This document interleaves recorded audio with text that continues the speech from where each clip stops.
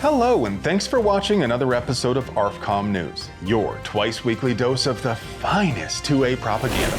First up today is an absolutely appalling decision out of Californistan. U.S. District Judge Consuela Marshall gave a pass to Ventura County for closing gun shops during the Coof scare. 2 weeks. 2 weeks.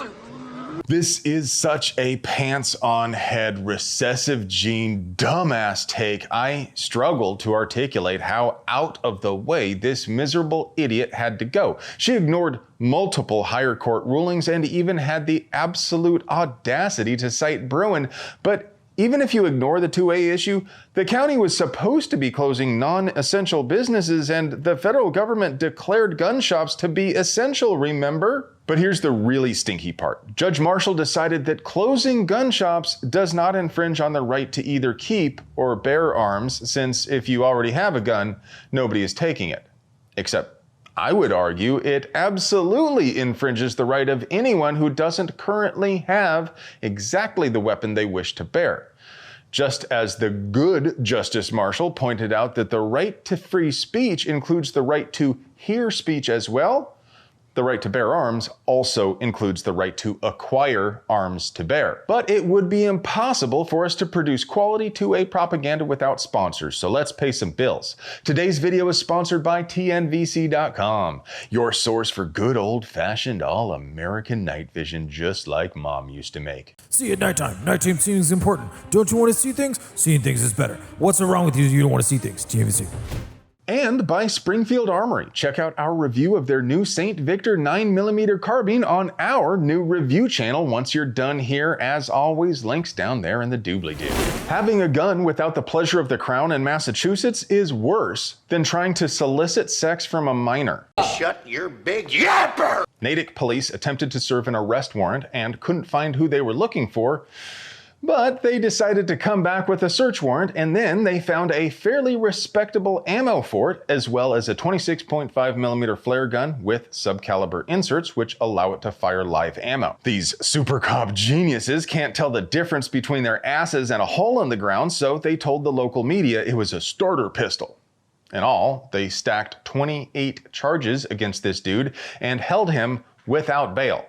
Now, to be clear, this man didn't commit any real crimes. He didn't commit any other crimes unrelated to gun offenses. He didn't hurt anyone, and he wasn't a prohibited possessor.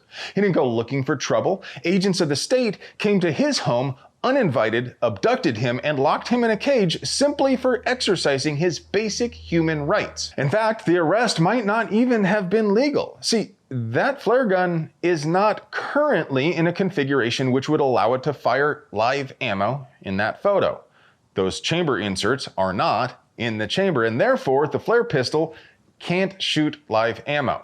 And constructive possession isn't really a thing at the state level. Of course, it might have had one of the inserts inside it when it was found, or the cops could just lie and say they found it that way if there wasn't any inconvenient body cam video, but at first glance, it looks like this is not actually a firearm in this context. Natick police also arrested this man for trying to pay a child to have sex with him, but he was released on a $5,000 bond. For those playing along with their home game, that means he only has to come up with $500 for a bail agent. Now, if you think it's wrong for police to harass peaceable folks, why not call the Natick Chief of Police and tell him yourself? You can reach Jim Hicks at 508-647-9511. Tell him he has violated the public trust, and qualified immunity does not protect officers who willfully violate constitutional rights.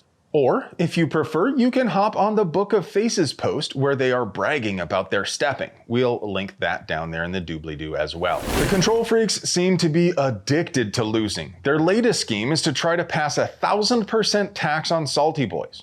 Again. They tried this last year, and they're about as likely to succeed this year, but bless their little hearts, they're gonna try. And yeah, if they did manage to pass it, the law would be vaporized in court. The power to tax is the power to destroy, and especially punitive taxes like this are less likely to pass judicial review than a gun bunny is to show her target in the same shot. Did you need me to tell you gun registries are stupid and bad?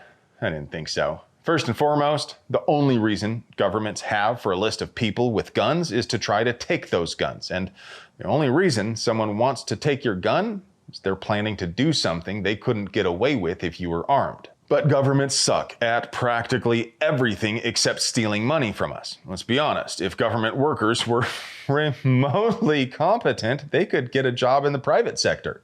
The only reason you get a job with the government is so you can't get fired for doing stupid things like, oh, I don't know, sending an email with 147 recipients CC'd in the open and their names and addresses visible to everyone else on the email. But that's exactly what the Auckland Central Police Department in Middle Earth did. Now, we've seen plenty of doxing incidents here in the Freedom Land too, but I want you to notice something. Absolutely none of these errors include the release of a complete list of gun owners. Have you ever wondered about that? Would you like to know why? Because any complete list of gun owners also functions as the inverse. Anyone not on the list does not own a legal gun. It would also be quite embarrassing for the hypocritical elites who advocate to disarm the underclasses to be caught, with a gun permit.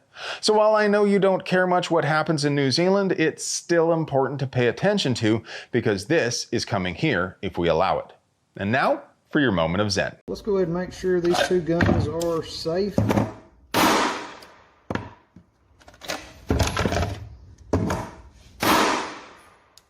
Yep, they are safe. Hey friends, do you like pews and other pew-related things? Would you like to help us keep delivering you pure, uncut American pew propaganda at the low, low price of free fitty?